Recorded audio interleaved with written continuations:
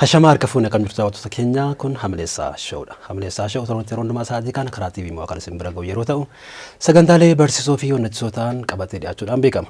Akkuma beekamu gaa sagantaalee keenya yookaan qophii keenya daddabarban hundumaatti namoota muuxannoo barsiisuuf honnachoota harkarraa qaban isiniif dhiyeessuudhaan muuxannoo isaaniirraa isiniif qoodaa turuun keenya ni yaadatama. Har'as egaa keessummaa jabaa tokkoon qabadhee dhiyaadhe. Keessummaa koo har'aarraa waa guddaa akka bartan homaa shakkii hin qabu. Sagantaa kana isin biraan ga'uun kan isin duukaa turu an Fedhasaa Maamooti ogeessonni kaameeraa keenyaa dirri haaraa dabbabeetiif sooressaa cimdeessaa nu waliin jiru. Keessummaan koo har'aa gaazexeessaa jaalatamaa keessumaa baroota 2016, 17, 18 baay'een keessan akka motora qabsootti yookaan miidiyaa keessatti akka motora qabsootti ilaalaa kan turtan gaazexeessaa Abdii Fiixeeti. Abdii Fiixee gaanii afeerraa keenya sumatti iddoo kanatti argamu keetiif maqaa daawwattoota keenyaatiin guddaa galatoom jechuun jaaladha. Atis baay'ee guddaa galatoomi daawwattooti mo'aas baay'ee guddaa galatooma. Daawwattoota keenyaa sumaan gara keessummaa kootan isin dabarsaa waliin dubbii keenyarraa waa iddoo akka bartan abdii guddaan qabaa nu waliin turaan immoo afeerraa keenyadha. Abdii egaa akkuma nama jedhee iddoo kanatti argachuu keenyaaf baay'ee gammanna an namoota miidiyaa irratti si beekaniif baay'ee si ajaa'ibsiifatan keessaa nama tokkodha. Iddoo kanatti si argachuu kootiif baay'een gammada. Ani dhuguma baay'een gammada. Mee gara jalqabaatti si deebisuutu irra jira yeroo waa'ee Abdii kaafnu Boojii, Najjoo, Naqamte isa booda immoo DC Minisootaatu ka'a. Mee Abdiin eessatti dhalatee guddatee achirraa yookaan waa'een kee namoota baay'ee biratti beekamaadha. Haa ta'uyyuu malee seensaaf akka nu ta'utti mee waa muraasaa waa'ee yeroo ijoollummaa keetii nu kaasi. Dhalooti koo Boojii. Boojii naannoo gara Gibbii Sinoodosii Madaksee jedhamuttan dhaladhe. Of hin beeku yeroon Boojii maatiin koo ba'anii sana booda gara Naqamtee dhufne. Naqamteetti mana barumsaa gallee Naqamteetti guddanne. Kutaa 11 fi 12 immoo Najjoo dhaqeenanii Najjoottiin baradhee namoonni baay'een akka Najjootti na beeku. Ati garuu iddoo sadii sana sheer goota jechuudha. Najjoottan illee 11 fi 12 jettiin baradhee sheer goona jechuudha waan tokko. Isa booda akkamitti gara DC'tti haala kamiin kan itti deemte? DV. DV aan deemte? DVtu naa dhufe. Reefuu 12 baradheen jira, riizaaltiin hin dhufin jira. Haala sana keessatti DV'n naa dhufe. Erga DV'n naa dhufee booda immoo riizaaltiinis deebi'ee. Egaa tasa nan ba'e biyya. Mee Abdiin egaa yeroo iddoo sana akkuma deemteen gara aartii afaan Oromootti dabalamte raadiyoo Jaarmiyaa Oromiyaa jedhamu keessa Jaarmiyaa Oromoo eeyyee kan Waashingtan DC. Mee haalli yeroo sana ture maal fakkaata? Gara raadiyoo sanaatti akkamitti dabalamuu dandeesse? Yeroo gara Ameerikaa dhattu carraa lama qabda. Inni tokko baduu. Inni tokko immoo carraan baduu baay'ee bal'aadha. Haaloti jiran sii mijatu. Haala biyya sanaa keessa seenuudhaaf waa tokko amaloota adda addaa araada adda addaa keessa seenuudhaaf of kennaadha Ameerikaan. Haala kana keessatti maatii ati bira qubatte yookiin maatiin naannoo sanaatii kooshsi godhu murteessoodha. An maatiin biraa ture maatii obbo Bulchaa Dammaqsaati. Ijoollee isaaniiti baada adolii nuyi maatiidha sababa taanee fi yeroo hundumaa sanbata waldaa Adventistiis waldaa Protestaantii iddoo Makaan Yesuusiis innannaa guyyaa ta'e tokko guyyaa akka naannoo sanaatti guyyaa goototaatu kabajama. Tasan afeeramee dhaqee isaanuma nageessee wajjin dhannee. Carraa sana natti fakkaata akkan gara ammaa haalota ammaa kana keessa seenuuf carraa guddaa kan naabane. Guyyaa goototaa sana irratti sagantaa adda addaatu dhiyaata ture, walaloofaa dhiyaata, waa baay'eetu dhiyaata. Wantan isteejii irratti argetu nan quubsine. Kanaafan namoota achi keessaati isteejii sana keessummeessan keessaa quunnameen walaloo dhiyeessuu nan danda'an jedhee. Naa eeyyamanii walaloon dhiyeesse. Itti qophooftee deemte moo achumatti? Itti qophaa'een deemne walaloo barreessuu nan jaalladha. Yeroo mana barumsaa jirru Toleeraa Fiqiruu Gamtaa beektaala? Beeka. Toleeraa wajjin barreessina. Teenyee gibbii seminaarii kana reefuu mana barumsaati akka baaneeni. Har'a 12 xumurree borumtaasaa Najjoodhaa baane isa dhufne gibbii seminaarii makanniisaa maatiitu jiru turani. Achi dhannee isa teenyu anaaf inni barreessina. So wantoota barreeffaman baay'een qaba sababa ta'eef kanan sammuu koottis qabadhe. Kanumarraa isteejii irratti dhiyeessee fi isteejii irratti naa jaallatamee achi keessaati namni gaazexaa bariisaa qophee hundeessaa fi gaazexeessaa turanii. Abbaa Kallachaa namni jedhaman turaniiru, Dr. Masfin Abdii namni jedhamu Abdii Bayyana, reediyoo koominitiin sun reefuu hundaa'ee kurkuraatti jira. So dhakaa dhimmatan. Kanumaan dhaqee istuudiyoo isaanii ilaalee istuudiyoo isaanii nan jaalladhe. Achittan madaquutti jalqabe egaa hojii booda mana barumsaatii booda dhaqeen isaan bira turaa. Akkamitti akka isaan hojjetan maal akka isaan godhan baruun jalqabe boodayyuu aniyyuu immoo mana barumsaa fiilmiin seene fiilmii fi wanniin immoo wal qabata kanumarraan utuun hin beekin gaazexeessaa ta'e of arge. Gara waggaa 8-9 keessa akka turte qofa qaba. Booda garuu gara OMN itti dhufte. OMN dura Dagalee Miidiyaa Neetwoork kan jedhamu hundeessine. Yeroo daddaaqama ta'e tokkotu ture hawaasa keessa. Ani immoo baay'ee nervasiidha yeroo hawaasi walii galuu dadhabu xinnoo ishee hin danda'u. Kanaaf achi keessatti chaalenjii sana baachuun natti ulfaate natti fakkaata. Kanaaf tootaalii shift godheen Dagalee Miidiyaa Neetwoork kan jedhamu tokko namoota 3 taanee hundeessine amma Tigisti Gammee beektaa VOA irra kan jirtu. Isheefaa taanee hojjenna turre Tigistiin. Qumbii Boorootu jira, Eebbaa Geetaachoo warra kana taaneetu. Raadiyoodhaan darba jechuudha. Eeyyee onlaayinii. Kana booda Dagalee Miidiyaa Neetwoorkii utuun hojjechaa jiruuti yaadi OMN hundeessuu kan tasa madde.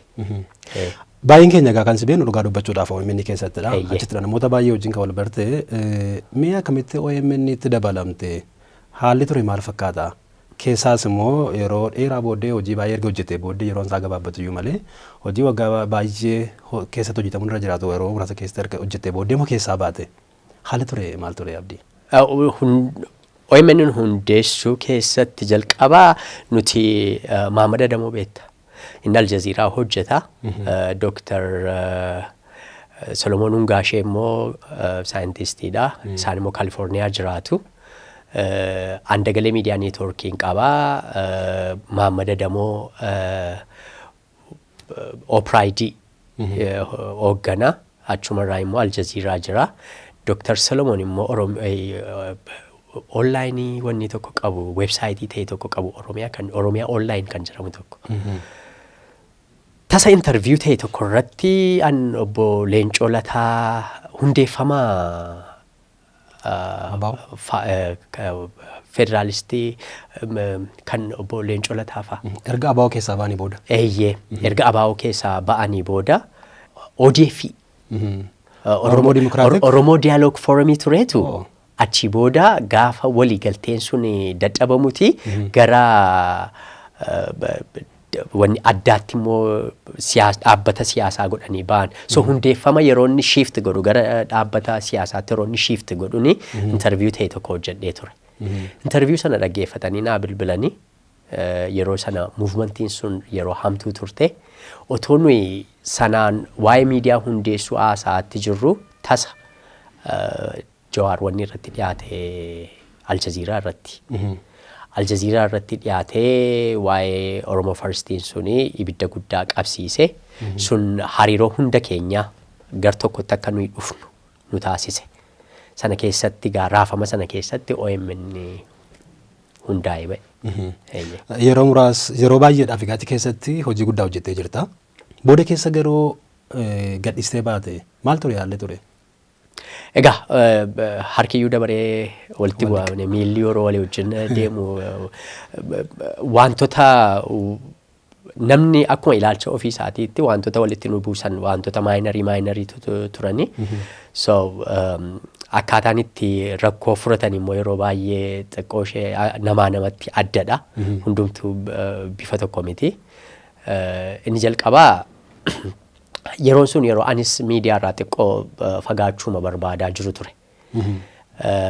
Lamaffaan immoo yaadotuma ilaalcha irratti yerootti xiqqoo ishee adeemsa irratti wal dhabuu jalqabne ture. Kanaaf qaawwi sun hin baname Anis OMN hin gadhiisee hin bahe. Mee guyyaa tokko otoo hin taane ofii kootii akkasitti TV ilaalu abdiin miidiyaadhaan achas baatee TV OMN'tiin.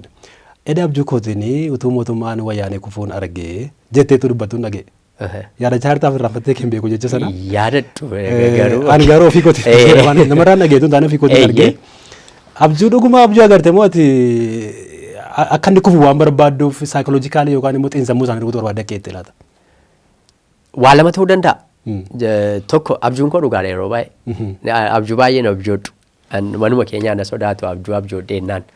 Inni lammaffaa immoo kontekstiin an keessatti sana hojjedhe yaadadhu haaloti yeroo sana jiran baay'ee haarota murteessoo ta'uu danda'u.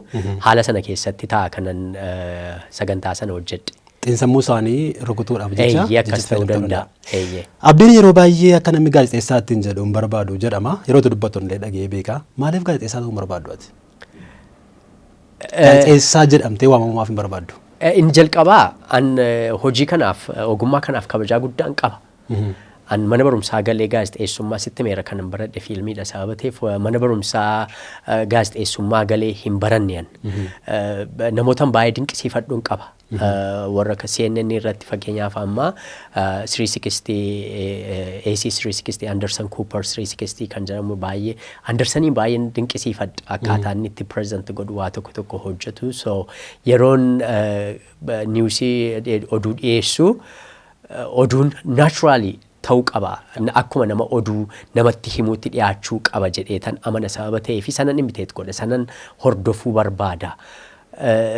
Jaalalli sun gara gaazexeessummaatti akkan dhiyaachaa deemu na taasiseera. Garuu profeshinii sana keessa immoo wanti matee seenuun hin barbaadu. Kanaaf baay'ee kabajaa guddaan qabaaf gaazexeessummaadhaaf. Ijoollee wajjin hojjechaa ture sadarkaa maastarsiitti kan gaazexeessaa ta'an baay'een isaanii jiru. Anaan kan koochii na godhan warra akka Alamaayyoo Qannaafaa. So yeroon kana ilaalu utuun ogummaa sanaaf kabajaa qabu inni biraan Oromoo keessatti waa tokkotu jira. Sona miidiyaan qopheessaa ture. Sona miidiyaa baay'ee uummata biratti jaallatama. Yeroo tokko sagantaa ani qopheessu caalaa anaan celebritii gochuu. Sona miidiyaa caalaa abdiin yeroo sona miidiyaa cover gochaa aguugaa deemu privacy kee invade godha. Hawaasa keessatti maalummaa kee eenyummaa kee waldaa amma fakkeenyaaf yoo nu churchii dhaqu yeroo isaan yaabbaa keenyaa jechuu jalqabanii ansuuteedheen waldaa keessaa ba'ee gala. Namni dhufeetu amma kamiree qabsoon keenya kun dhuguma fiixabaa jettee yaaddaa siin jedha dhufe. Akka wanta qabsoon Oromoo harka kee gubbaa barruu kee gubbaa jiruuttiti si gaafatu. Wanta hundumaa wantati beektutti fakkaata. Inni kun oolee yeroo bulu mana nyaataa keessatti hiriyoota kee wajjin yeroo itti deemtu privacy kee yeroo garmalee miidhuu jalqabu of baqachuu jalqabda.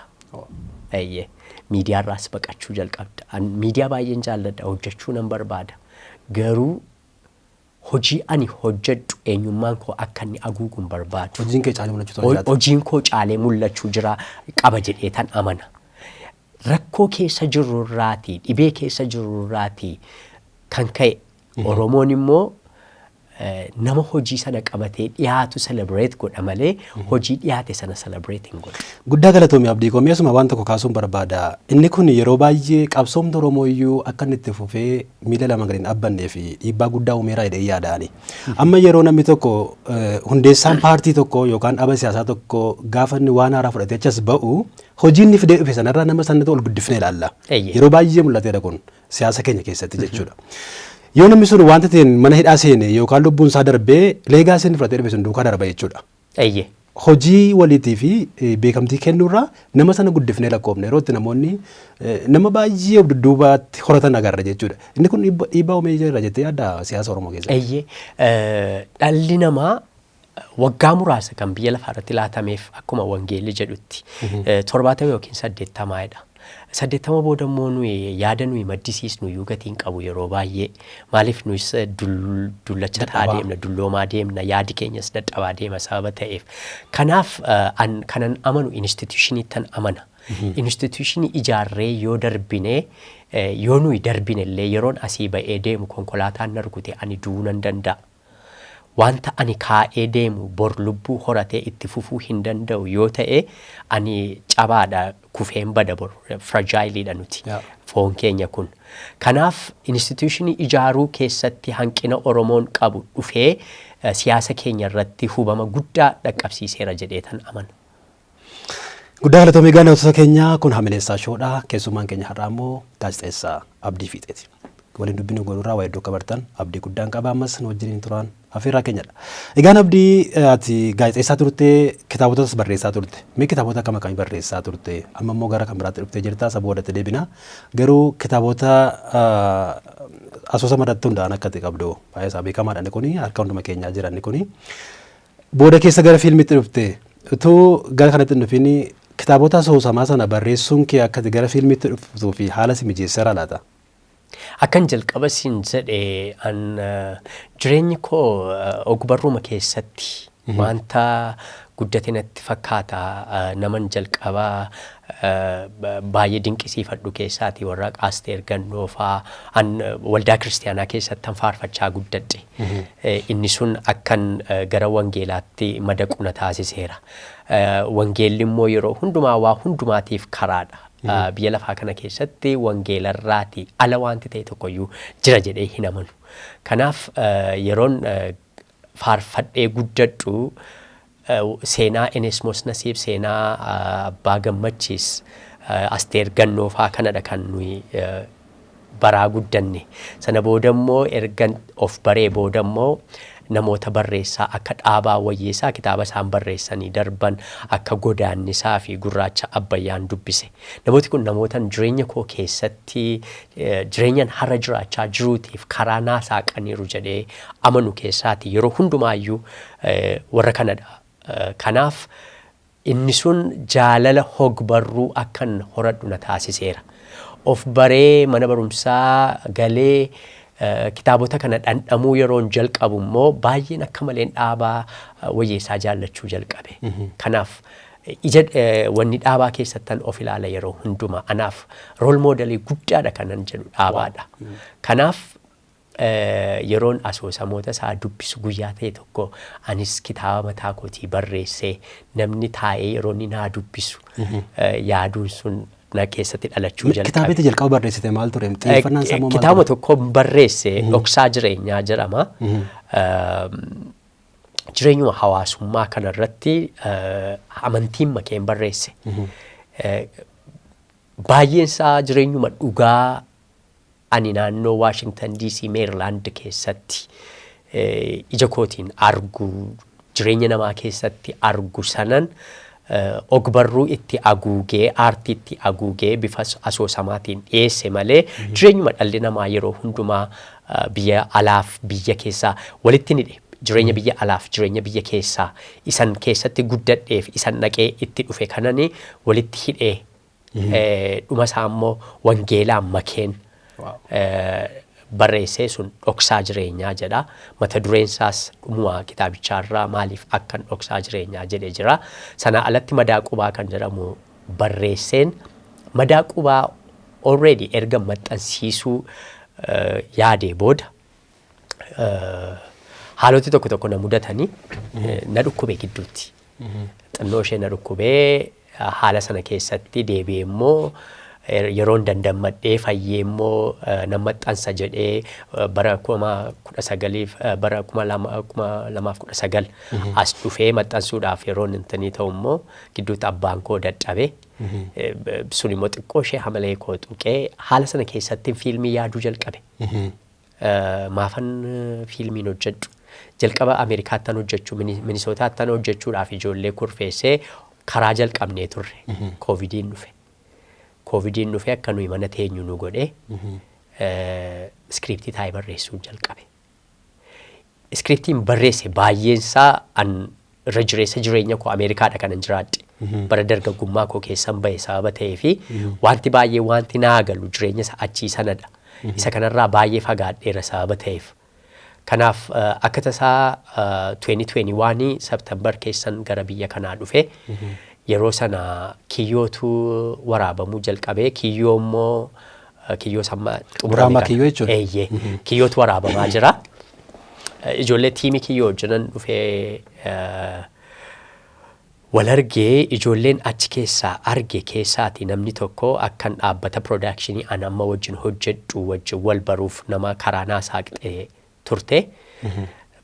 Kanumaanan deebi'ee gara Ameerikaa dhaqeenanii iskiriiptiin amma hojjedhe kana raawwadhee xumuree hojjedhee February 2022 dhufee gara hojiitti seenne. Wow.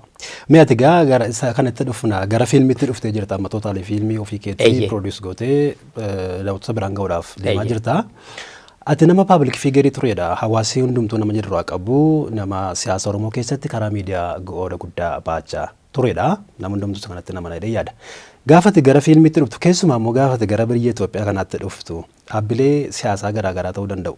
Namoota dhuunfaa ta'uu danda'u akkasumas mootummaa ta'uu danda'a. Akka isaanii wajjin hojjettuu fi dhiibbaa sirraan ga'uu yaalle akkam ture haalli ture? Dhugaa dubbachuuf wanta akkasii nan mudanne yeroo miidiyaa keessa tures namoota wajjin namoota sadarkaa aangoorra jiran kanan quba qabu jira kan dhimmoota adda addaatiin wal communicate wal goonu jira.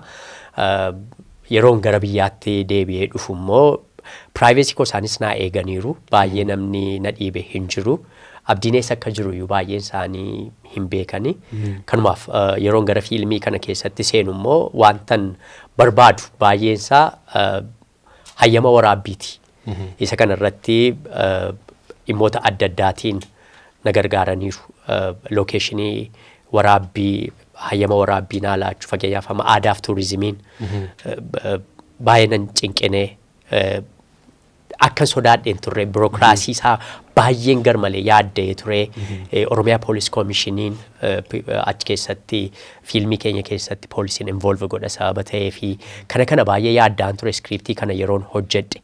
Yeroon biyya kana dhufee warra kana communicate godhu miidiyaa irra turuun koo miidiyaa irratti na beekuun isaanii maybe abdiin miidiyaa keessattis immoo raashinaaliidha jedhanii yaaduu danda'uun isaanii sun anaan baay'ee na gargaareera sababa ta'ee fi gara isaaniitti na harkisuudhaaf tattaaffii isaan godhan tokkoyyuu hin jiru garuu hojii ani qabadhee dhufetti akkan jabaadhee milkoomuuf baay'een isaanii fedhii qabu turan. Meegaa inni kun amma almost waggaa lama caalee jira haa ta'u iyyuu malee garuu yeroo biyya gara biraa turte sana akkaataa itti biyya kanatti yaadaa turteef dhufteetti agarte akkam ture? Work ethics hamaatu jira. An fiilmiin silaatii yeroo ammaa kana eebbisiisuu danda'u work ethics hamaa naamusa hojii jechuudha. Eeyyee naamusa hojii baay'ee hamaatu jira. Kanaaf xiqqoo isheen jalaa harkifatee overall waaqayyoof haa galatu amma post production. Fiilmiin sun gidduutti tokko abdii maalirratti xiyyeeffata? Yoom immoo daawwattoota bira ga'uu danda'a? Mee xiyyeeffannoon fiilmii sanaa akkam ture? Okay, abashoonni zawgi jedhu generiin isaa crime drama dha. Draamaa yakkaati. Draamaa yakkaa irratti hojjenne 100% ilaalchota adda addaarraa kan bilisa ta'e fuule fiilmii barsiisummaadhaaf irratti xiyyeeffadhee barreessedha. Kanaaf crime drama dha. Mee ati gaama aartii keessa jirta dhalootumarraa kaastee mana barumsaa booda jechuudha kitaaba barreessiteetta gaazexeessaa taatee hojjettee agarteetta amma immoo fiilmii hojjetaa jirta. Sababii kanaaf aartiin maal akka ta'e sirriitti andarsaandii gooteetta jedhee yaada. Mee haalli guddina aartii afaan Oromoo yookaan Oromootii fi biyya gara biraa yookaan afaan gara biraatiin jiru akkamiin wal bukkee qabdee ilaalta? Aartiin keenya maalirra ga'ee jira amma? Maaltu hafata jettee yaadda? Aartii kana akka biyyaatti kan Oromoof kan warra mooraa biraa utuu adda addaa hin baasin akkuma biyyichaatti aartii kan akkamitti hubanna fakkeenyaaf amma fiilmiidha kan an hojjechaatti jiru saayinsiin fiilmii maalidha isa jedhu fiilmiin wanta lafarra jiru tokko jireenya lafarra jiraannu iskiriinii gubbaa fiddee agarsiisuudha. Fakkeenyaaf amma Itoophiyaan biyya jedhamtu sabbata sabaaf sablammiidhaan walitti hidhamtee jirti. Biyya kana keessatti yoo fiilmii warra biraa ilaalte afaanuma Amaariffaan jalqabee afaanuma Amaariffaatiin xumurama. Iddoo tokko tokkotti artiistiin isaa xiqqoo ishee feerii yoo yaade darbatee afaan Oromoo keessa buusaa or afaan biraa darbatee keessa buusa. Inni kun gama keenyattis yeroo dhufu apply ta'a Oromoo birattis yeroo dhufu. Garuu saayinsiin isaa akkamitti ilaalama yoo jettee fakkeenyaaf amma yeroo fiilmii Hooliwudiin ilaaltu faranjiin tokko dhufee Washington DC karaa walakkaa dhaabbatee taaksii dhaabbachiifata yoo ta'e baay'inaan persentiin 90 namni dhufee taaksii sana qabatee taaksii qabatee dhufu nama mataasaatti xaxatee jiru hareedisaa dheeraa afaan loqoda Paakistaanii yookiin Baanglaadeshii haasa'udha. Faranjiin Hooliwud jiru daayirektarri kun yookiin barreessaan kun maaliif namicha xaxatee hareedisaa akkas ga'u afaan Paakistaanii aksantii Paakistaanii qabu kana fidee galche jettee yoo kan yaaddu taate jireenya naannoo Washington DCtu kanadha. Yeroo gadi baatu baay'inaan warri magaalaa keessaati taaksii oofan amma saboonni biraan itti dabalamaa dhufan malee warri naannoo Afgaanistaan Paakistaan irraatii lolaan maaliin baqatanii dhufan kuni taaksii oofuu laawundarii dry laawundarii banachuu waan akkasii biizinasii akkasii irratti bobba'anii jiru. So faranjiin kun isa kana fidee dhufeetu iskiriinii gubbaa kaa'a jechuudha. Si galee dhabni? Achi keessatti namoota akka tasaa sooshaal sarvizii keessatti yookiin yerootii uubarii qabattu yookiin yerootii liiftii qabattu saboota biraa argita. Reestooraantii yeroo dhaqxu saba biraa argita. Jireenya qabatamaa lafarratti namni sun uummati sun jiraatuti iskiriinii gubbaa fidee dhufee agarsiisaa jechuudha. Biyya keenya keessatti haalli siyaasaa biyya keenya keessa waggaa 150 ture isa tokko moggaatti baasee isa tokko akka inni privileged ta'u godhee ofittummaan saayinsii akka nuyi dagannu nu taasiseera. Kanaaf aartiin keenya ofittummaan dabaalameetu aartii irraatii kaanneerra. Isa kana keessatti immoo irra caalaa kan miidhame immoo Oromoodha. Aartiin Oromoo baroota asaanaa kanadha kan inni guddachaa dhufe keessumaati ergaa Dhaabaa Wayyeessaa Godaannisaa barreessee Kuusaa Gadoofaa sana booda Suuraa Abdiifaa erga barreeffamanii booda dhalootinni kun immoo dhufeetu hogbarruu kana guddisuu jalqabe. Fiilmii immoo reefuu ka'aatti jira. Industiriin fiilmii Oromoo kan Itoophiyaa iyyuu hin guddanne. Garuu kan Oromoo immoo reefuu ijoollee dargaggooti.